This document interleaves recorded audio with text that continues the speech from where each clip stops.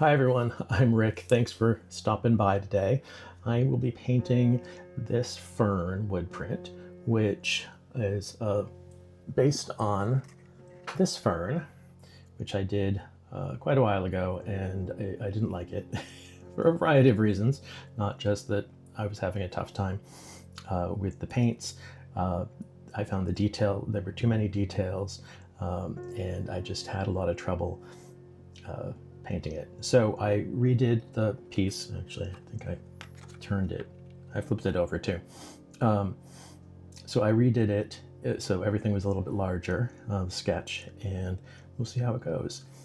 So that will go back up on the wall to be replaced by this one if it comes out any good. So this is a Provincetown print that I'm doing. I'm using Kuretake Gansai Tambai watercolor paints, and what else do you need to know? Oh, this is laser-engraved birch block. Most people will do this hand carving on a block. My hands can't do that anymore, so I discovered that I could use a laser engraver to take my sketches and actually engrave them in the block. So this is actually a little groove through all of this, just like you would get if you hand carved. Well, close enough. So let's get started. I never know where to begin. So generally I like to start on this side and work my way over, because then you don't end up with, getting smudges on the postcard. And I'm using a Japanese postcard paper that's usually used for origami. Oh, gotta pick a color. So these are the colors that I typically like to use when I'm doing flowers and things. Brown, I'm not sure which one it is, a yellow ochre, a number of different greens, and I have some other random colors over here, and a gray, because sometimes I like to add a gray into the wood grain. It's very brown, very chocolatey. Not dark chocolate, kind of, but very leafy. It's just becoming fall here now. The leaves are falling off the maple trees in the backyard. If you saw my video where I painted the dory, I did that outside, and yeah, those little maple propellers, we used to call them when I was a kid, were just falling all over me. They're just little maple seeds that float around.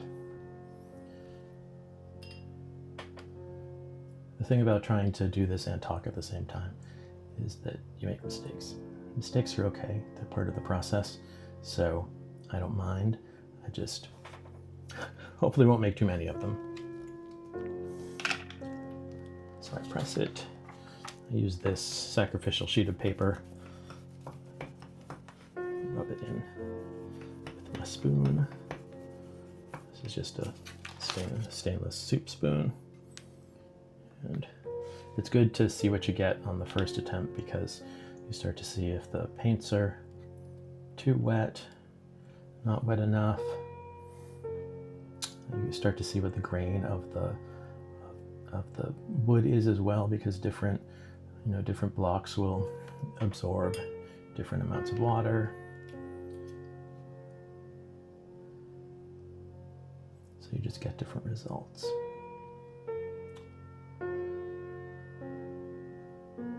So the thing that attracted me to doing this style of prints is the simplicity of it. It's kind of like an adult coloring book where you made your own design. I'm sure professional artists would take umbrage with saying that, but for me, when I'm doing this without talking on camera, it's a very meditative process. It's really calming and comfortable. See what happened there?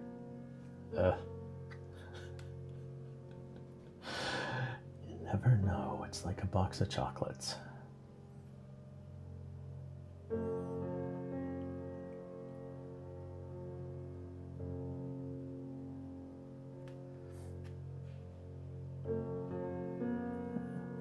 Oh, I messed up there a little bit. When I mess up like that, I usually just grab a little bit of paper towel and do this. Sometimes you can lift it with the paintbrush.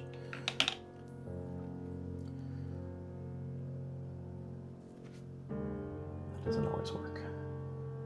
Sometimes you just make more of a mess if you try to do it with the paintbrush. You can see this is one of those spots where I should have looked at this more closely and changed the size of that gap.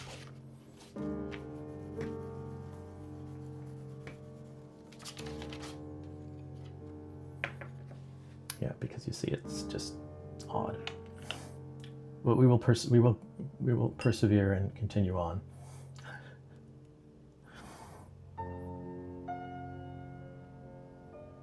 When I'm doing this, I like to do one color, then let it dry, and then come back once it's dry. I just get a better print that way. I tend to have less problems with the paper, with the paint smearing on the paper, or you just have less technical errors. It also means you get a break to go have a cup of coffee or do something else.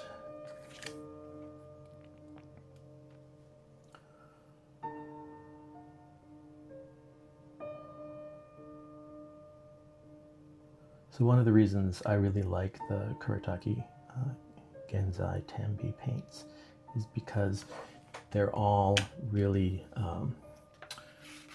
really vibrant, really rich colors. They're pre-mixed. I mean, you can mix them like a Western watercolor, but there's an amazing set. I have a set of 100 different colors, so I rarely have any need to do any mixing. But like here, I may go and add some gray in, like I did on this lily. Go and give it some gray afterwards, just to kind of make it look a little more like aged cedar wood, as opposed to lots of brown paint. So these layer really well. They're very opaque when you layer them on top of each other, so you kind of have to keep that in mind.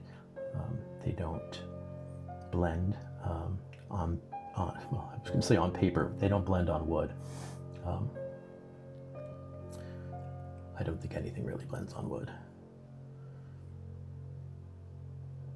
So I could mix all of these separately on a palette, but this lets me be more consistent and have reproducible results without wondering, how did I get that lovely hue? I can just pull it out of the pan and do it again. And I say that these are opaque, but they're not all opaque. They're a variety of opaqueness. And there are certain ones that I don't use when I'm doing block printing, because either they need too much water to be able to get out of the pan, or they're just really weak colors. Like some of the granulating ones, you can't really, if you tried to use them this way, you just end up with blobs of darkness. I mean, the granulated colors are gorgeous, but they're really for painting on paper. You need a lot of water.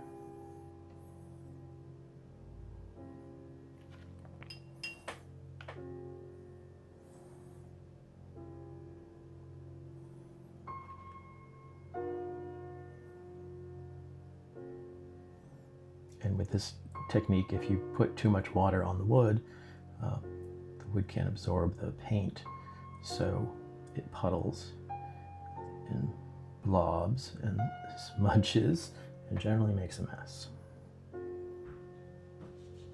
Because when you press the paper, you end up just flooding the rest of the block with the excess paint.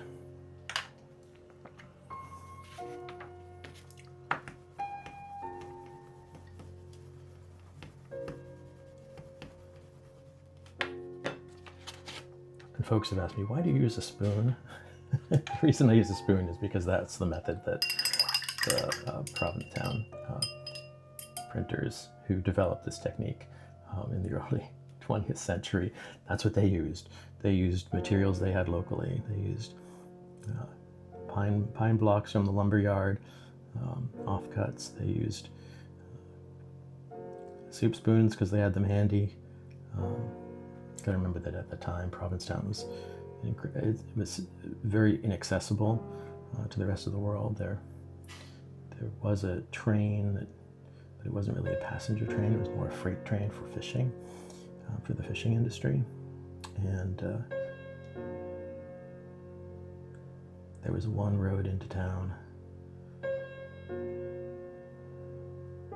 before motor cars and all of that. You could come in by water, and I think that's most likely how most people did come. Folks from New York did take the train, but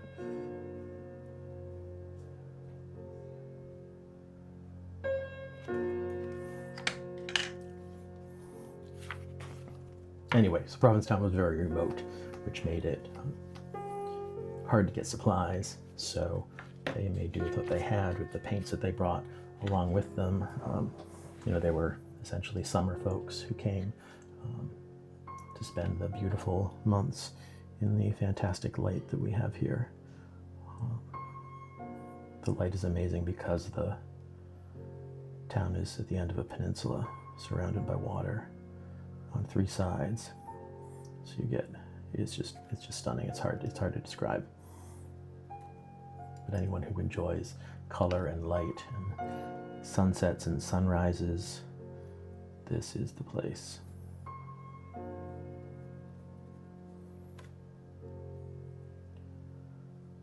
This is a lot of brown, isn't it? And the reason this is a lot of brown is because when I did this sketch, this fern was just kind of on the ground with a bunch of brown underneath it. Hence, I think I was a little too true to life.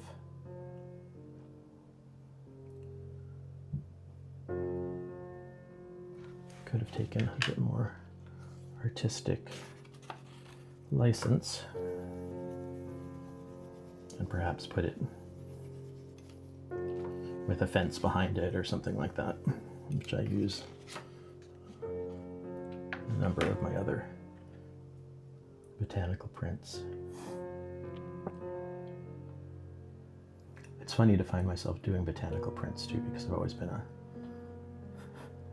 I've been a very not botanical person. I love plants and I love the idea of gardening, but they don't usually say much to me other than I'm pretty. But for some reason,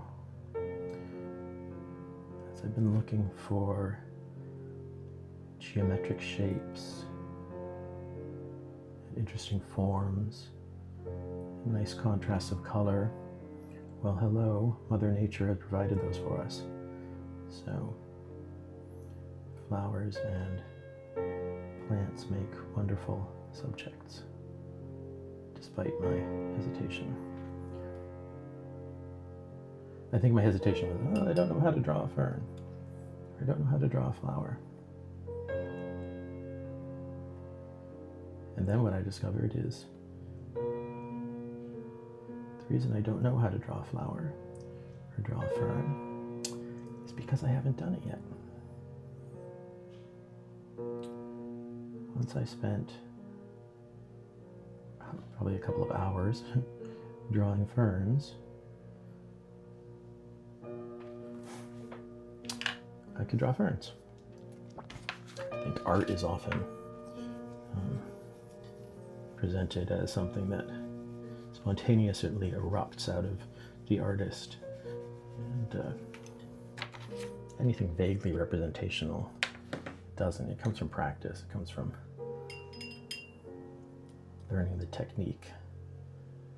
And I really think anybody could do this. I wish I'd felt that way as a kid growing up. Art was a luxury.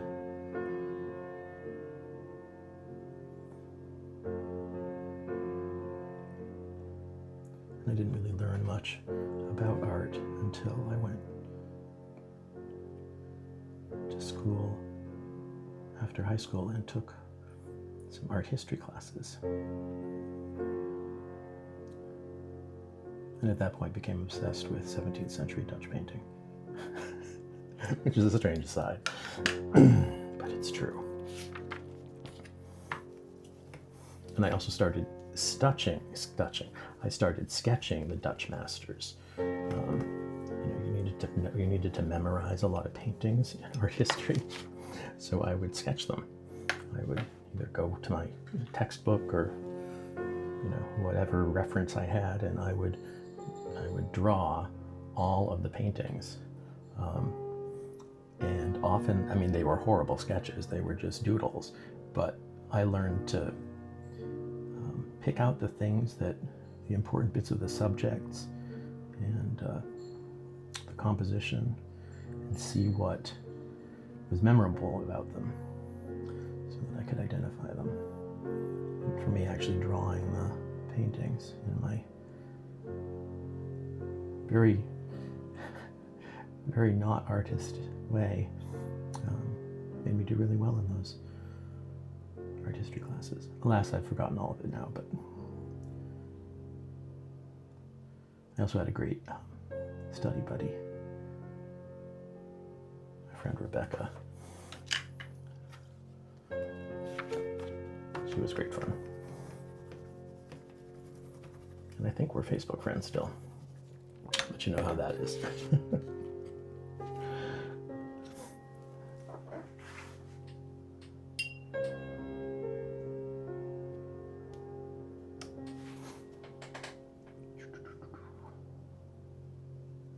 So if you're interested in trying to do something like this yourself, there's a link in the description to my Patreon where I'm putting together a kind of basic how to do Provincetown prints, start to finish, the traditional process, and then my process.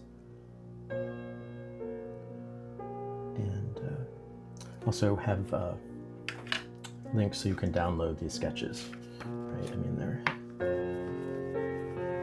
you can draw your own, but I think sometimes it's great to start with something that you've seen someone else do before if you're trying to learn. I have made tons of screenshots of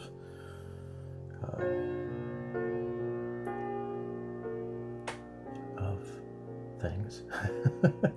I've screenshotted and taken pictures of tons of these Provincetown prints to get an idea of the technique that the artists used, the color palettes that they used, the size of the carving tools that they used. They also worked at a much larger format than I am here. This is a little 4x6, right? It's postcard size. They worked at least kind of on a 12 by 12 block for the most part. And I do have some 12 by 12 blocks, but that's a lot. It's a big piece of wood. Requires a lot of carving. But you can do a heck of a lot more detail when you're working in a larger scale. You get more opportunity to fit in more little things.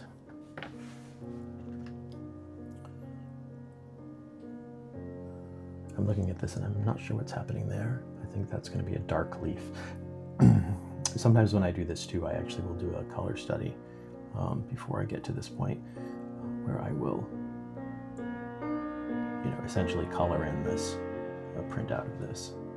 or do it in Procreate, which sometimes is easier, because then I actually have the Kuretake palettes in Procreate, so that I can see get an estimation of what colors I might want to use, and understand, if it works, if there's enough different color values and whatnot. You don't have to do that. I can just go at it like this. So if you'd like some of these sketches, you can download those on my Patreon. It's free to join. There's no cost associated with it. It just asks for your email address, and it gives us a way to keep in touch.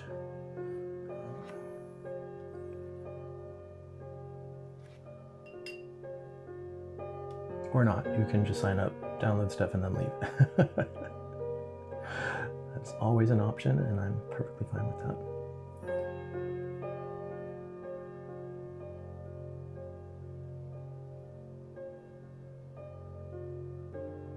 Finally kind of getting into my zone here.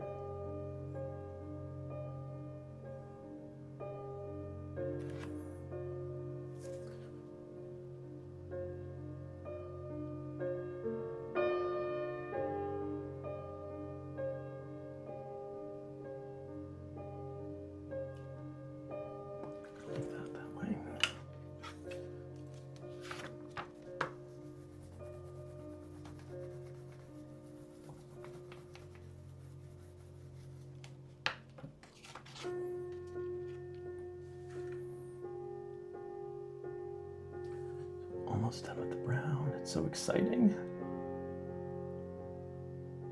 So as I see this evolve, I'm definitely going to go back and do some gray. Just because the sea of brown is not my favorite.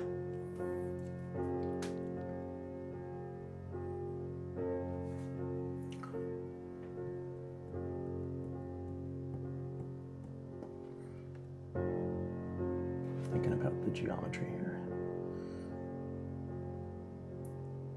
So this composition is essentially leaves and sticks and dirt, right? So, yeah.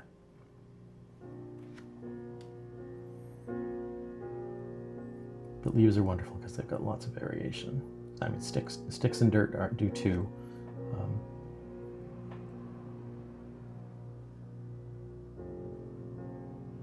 I just have a lot more confidence with leaves than I do with dirt, which is strange.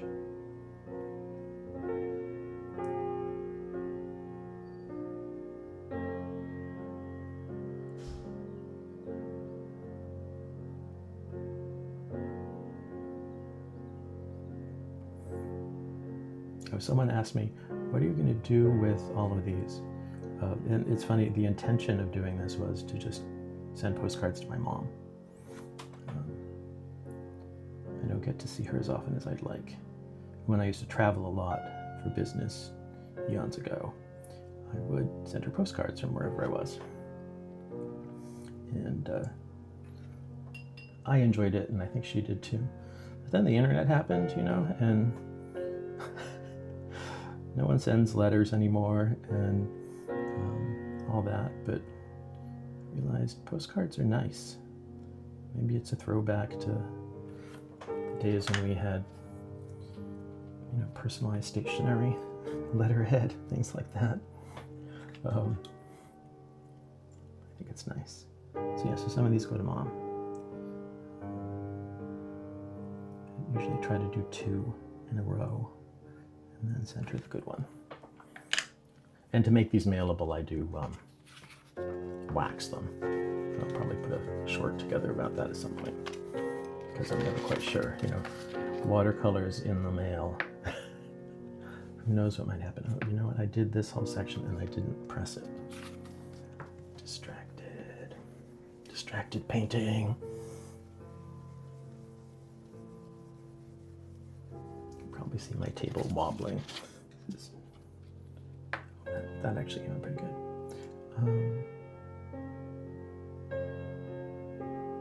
yeah, I'm happy with the color for that. So I think that is brown layer 1 done. I'll come back and do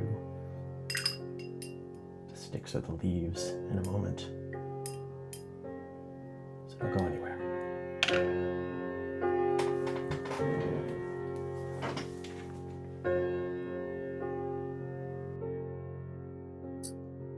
All right, I am back. Let that dry for a while. Otherwise, I can really clean my brush quite enough. One of the things about doing this too is if you're just using one brush, you should start with the lighter colors first, and then do the dark ones. But here we are. So I'm going to leave the sticks for the end, I think, and I'm going to do some leafy goodness. So for leaves, I typically just use sap green light and sap green. Bring in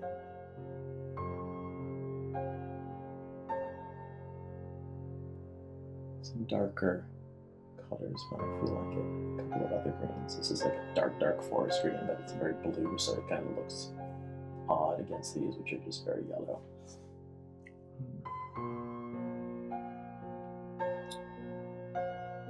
So again, let's start at the left. The nice thing about doing this too is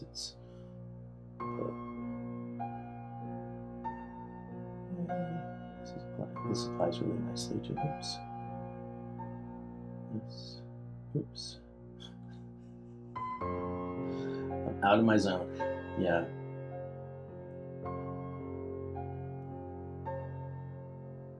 Now I really realize what I mean about this book. It's just too detailed.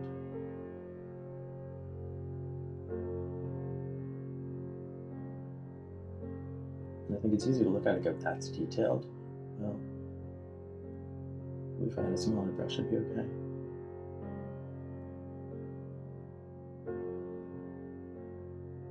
As I say that, I look at all my brushes sitting right in front of me. I really like this brush. Get along well. Anyone who's painted much knows what I mean by that. Some brushes in that jar in front of me that do not agree with me. I should probably find a new home for them. By that I mean they're too springy, they don't hold water well, they don't hold paint well, or they hold too much paint. And there's so many things so many aspects to brushes. You're actually painting with paint that is incredibly different than painting in Procreate, where you've just got pixels and an undo button. I do love the undo button. The undo button is the best thing, I think, when comparing digital art to traditional media.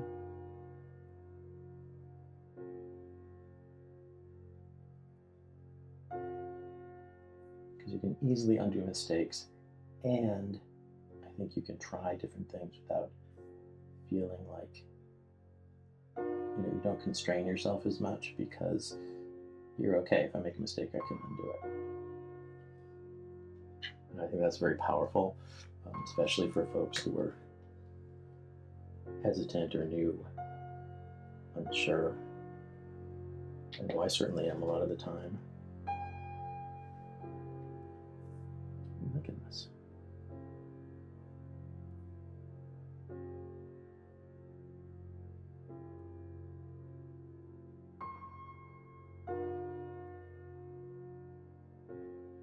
Of course, if you were left-handed, you would do this the other way.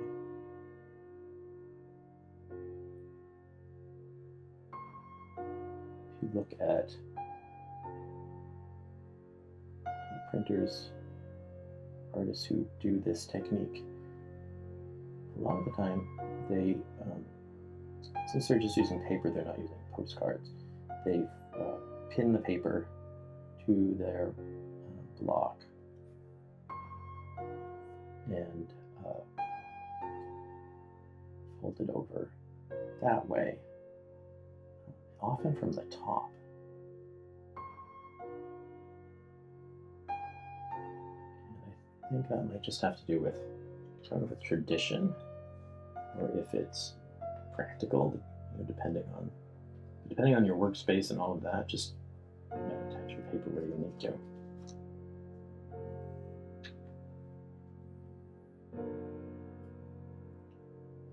There aren't any rules as far as I'm concerned. I've only actually taken one class with one artist in this technique, and I looked at taking some other classes with local folks who do this, just through the museum, schools, or what have you. They're extraordinarily expensive. They're really long and like multi-day. Do not do well in multi-day things. You need to just kind of go do it and get out. It's just me.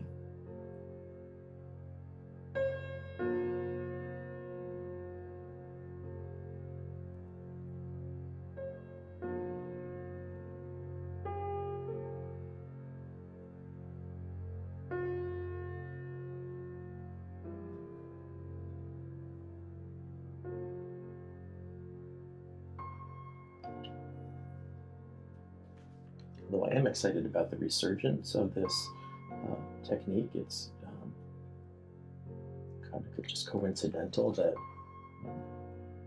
Provincetown Art Association Museum is doing a big exhibit on Blanche Lazelle, who was one of the first of the Provincetown printers. And she essentially was the one who's, I think, most credited for developing this technique. And certainly her prints and paintings go for quite a bit these days at auction, or when you can find them in a gallery. They're in a lot of museums. And the Museum of Fine Arts did a whole, Museum of Fine Arts in Boston did an exhibit a couple of years ago. So Pam has an exhibit right now of Blanche Lazelle. There's an exhibit of practicing artists coming up in October. I hate to date this, but in October 2025, there will be an exhibit at the Provincetown Commons, which I'm excited about. I do love going to kind of openings of exhibits. If you've ever watched any of my things to do in Provincetown videos, they've become all about the galleries, and for the most part will be that in the future, because those are the things that I'm most interested in.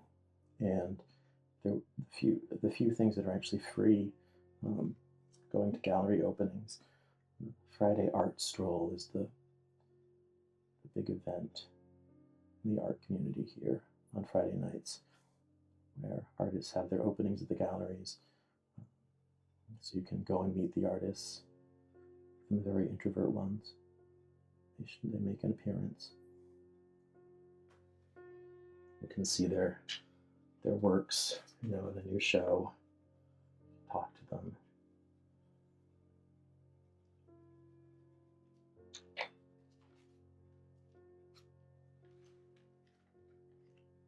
And that is something, actually talking to working artists is, I think, something that people who buy art don't really get to do very often.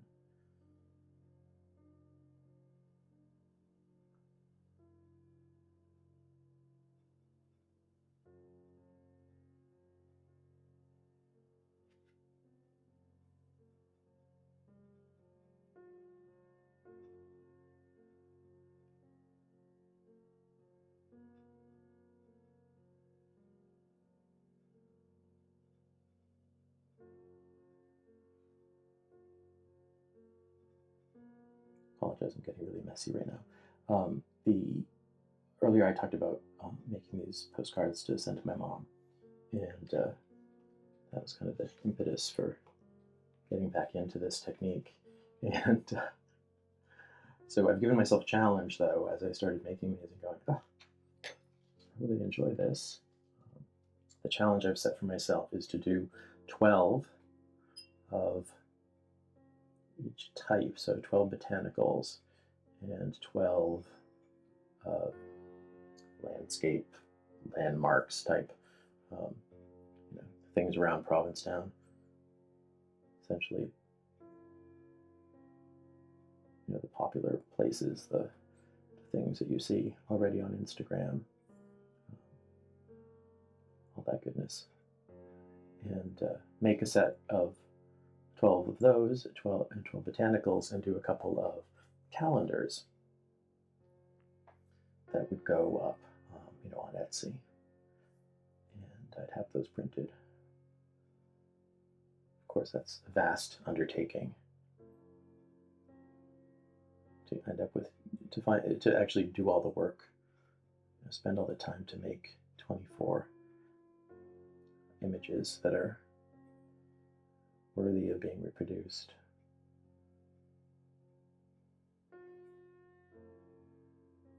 I can tell you right now, I don't think this would be in the calendar. I'm not in love with this. But it's practice. It's an opportunity to learn. And a reminder to make my lines thicker. And give myself more space. Do fewer things like this here, where there's all these little tiny crevices. What was I thinking?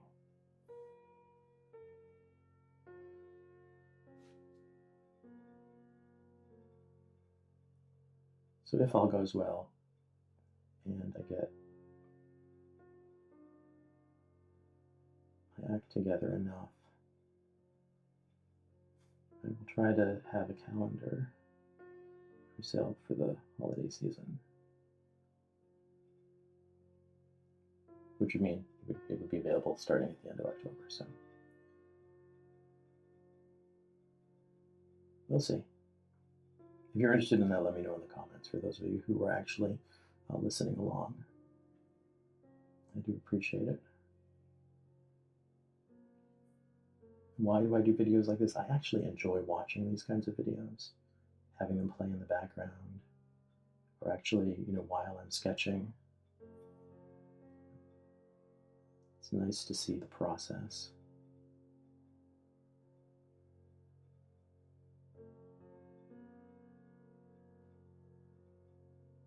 My favorite watercolor painter to watch is Diane. Last name escapes me. If you type Diane Watercolor into YouTube, you'll find her. She's entertaining. There's often roosters and birds and her dogs in the background.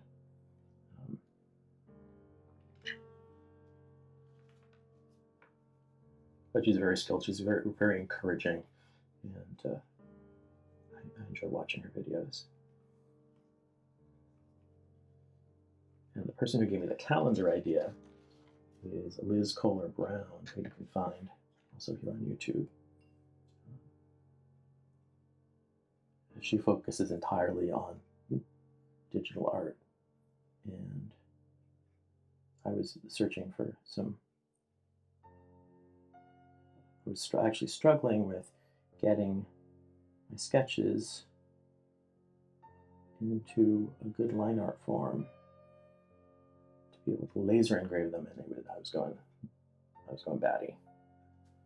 It's driving me nuts. I've ever dealt with file formats in Illustrator and SVG files and path directions and closed paths, and it can just get away from you. Excuse me. I certainly got away from me.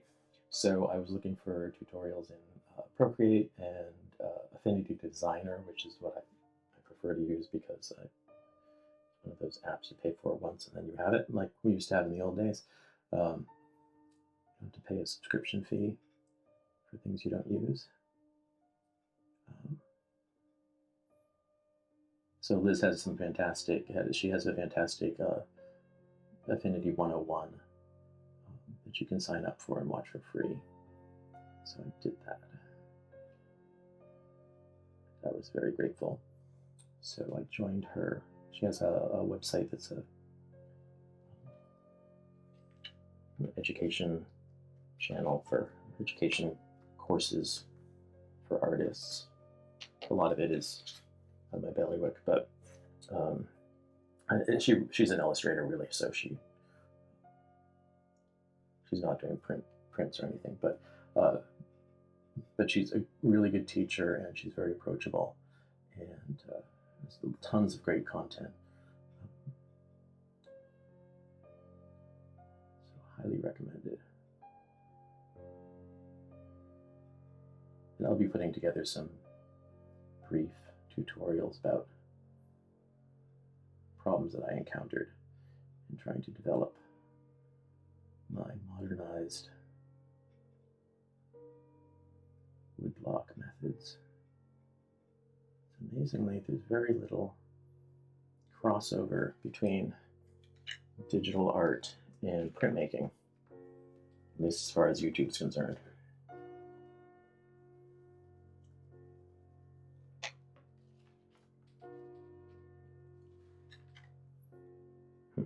That'll be green too. I'll use some green guys.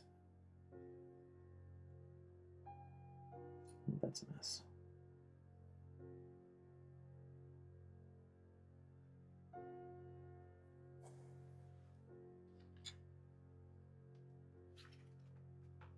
But only you and I know that that's a mess. That was actually intentional for the rest of the world. All right, so we're going to let the yellow dry, or the sap green, which is the sap green light, which is essentially yellow green, green yellow, as opposed to something like lemon yellow. Look at that, my water is kind of the color of Tang. I don't know if you ever drank Tang. Not my favorite thing. It's kind of pre-Kool-Aid back in the 70s.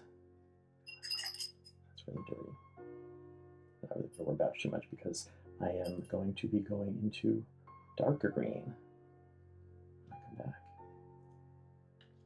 All right, we're going to pause there and then do the next color.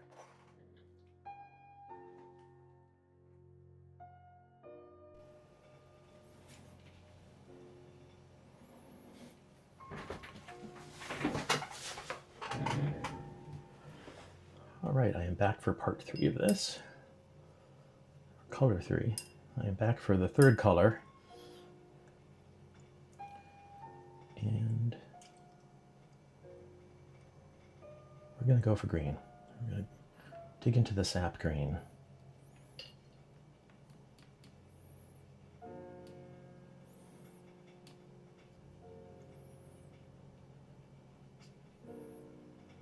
think I have too much paint. We're going to do this anyway. All right. So I'm going to do some of these.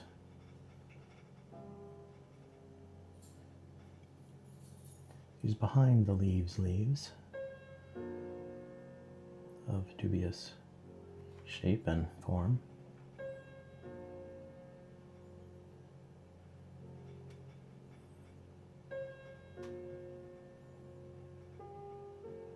You see all these little, tiny little green things. I think that's actually it for those. And then I will, at the end, if I decide I want to layer in any more green, I will do that. I won't add any on the leaves.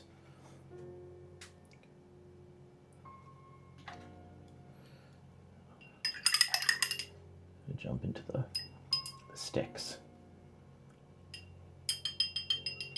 Now I have this color that I really like for sticks.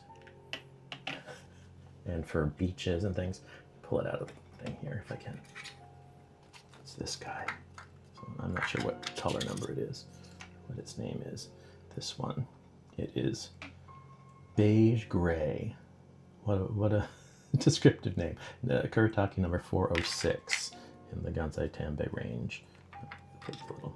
See, I have these little tape flags that I put in here. I'm supposed to swatch a little bit of paint on them and put the number so that I can remember what they are. But so, what did I call that? Gray beige or beige gray? So it is a combination of beige and gray. So it's not beige gray, it's beige and gray. So there's actually two pigments in here that are, there's one that's beige and there's one that's gray. So you get kind of a variegation sometimes.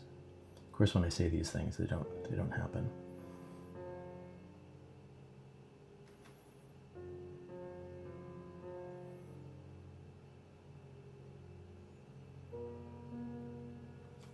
It just came out gray. Well, it's okay.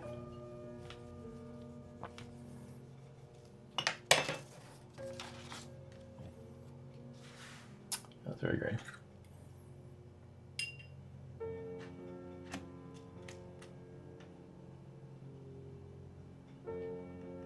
Twirl the brush a little, see if I can get more beige in this one.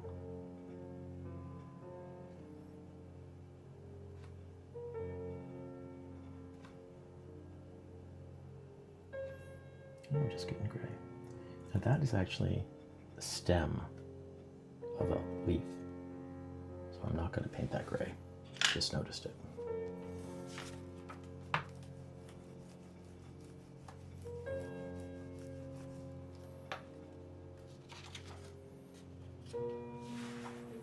So it's this one here, this guy. I'm going to actually go in and do that in sap green because I don't want to paint it gray.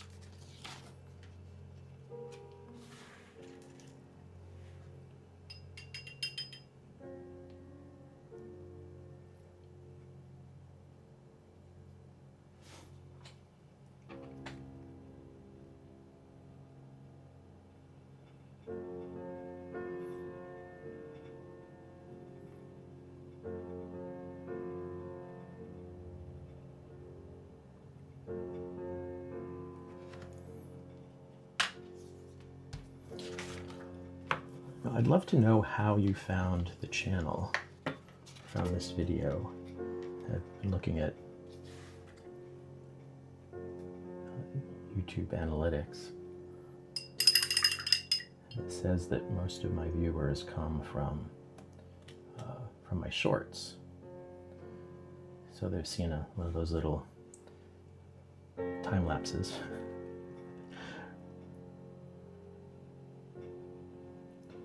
And I like the time lapses because I think they're kind of funny. But most people end up here from one of those. So I'd be interested to know if that's how you got here, or if you just typed in some words. And if what you found when you got here is what you expected. Let me know in the comments. I'd love to chat. Since I'm a very small channel at this point, looking forward to getting to know some of you.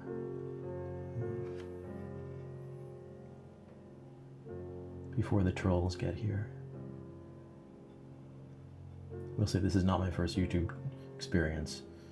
I think I posted my first video on YouTube in, gosh, almost 20 years ago. It has changed a lot. But everything has changed a lot, so. But I'd love to know how you found this, if it was like through a Google search or YouTube search, or Rick, if it just popped up on your YouTube feed.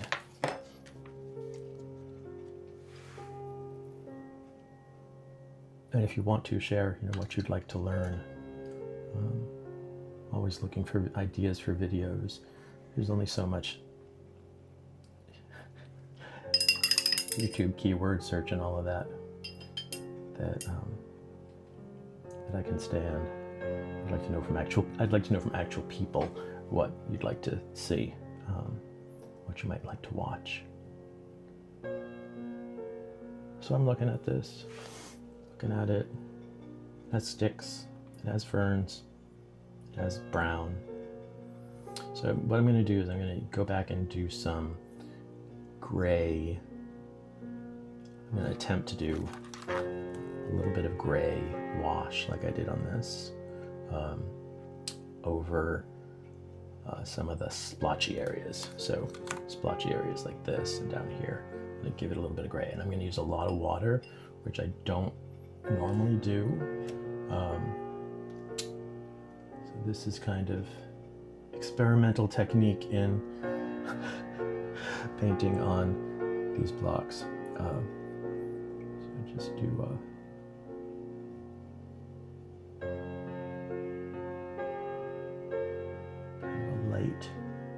very light touch. Just a bit of it's almost like a wash, but not that much water. Let's see what we get. I'll let it sit for a few seconds. The thing is, once you put a color down, a lot of the pigment has been absorbed into the wood. So, yeah, oh, I like that. Okay, I like that.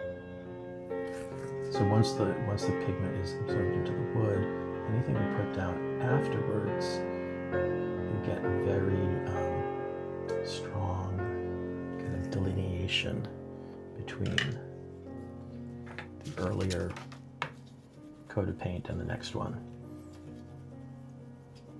And in that sense, this is not like painting with Western watercolors. So yeah, so you see here though, the despite my effort to try to get onto to cover up some of the blotchiness, it didn't do it. So that has to do with the block. The block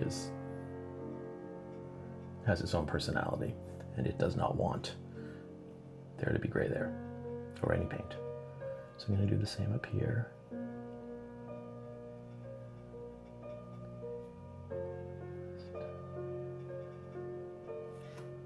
And I'm just going to do that. Just some light gray.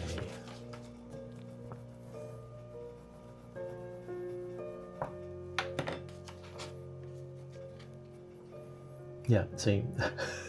I just ended up with gray on top of the brown. Sometimes I need to do this a little bit harder. No, okay. So we'll just continue that along the bottom too, so it doesn't look like I tried to use an eraser.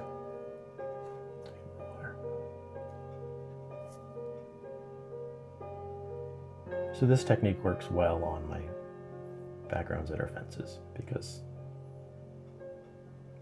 fences are more like this than dirt, and only you and I know that this is dirt and not a fence, so I'm not going to worry about it too much.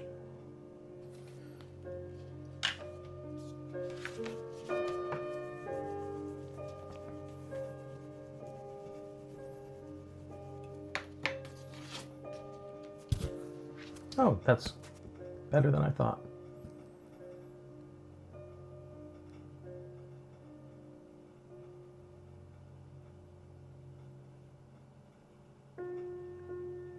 Not really what I was going for, though. A little bit more here.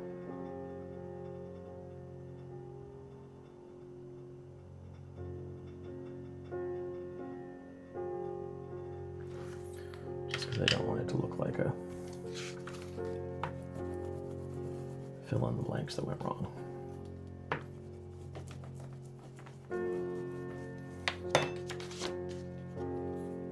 That's better. And it balances a little bit of the gray up in the corner.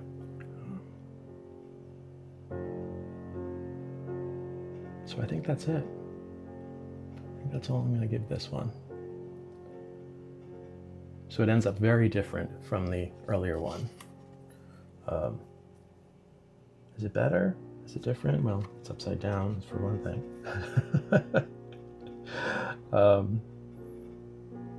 Not so sure.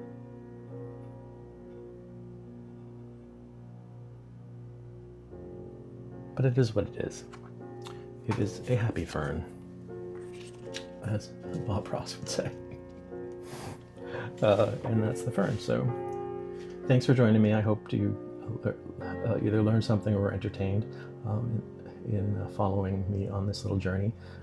This is fern number 2, as I actually labeled it, part of a collection of so far only 4 botanicals, so there's more coming. I'll show you. I have put up a picture here of tulip, and there's some others that I haven't printed out yet that I've just been sketching. So that's it for now. I will be back every Saturday with one of these videos, and intermittently in between with more. So subscribe, hit the like button, all of that if you want to see more of this kind of content. If you don't. If you have any ideas for videos you'd like to see, let me know in the comments. I'd be happy to see if it's possible to put something together. So thanks again, and I'll see you next time. Bye-bye.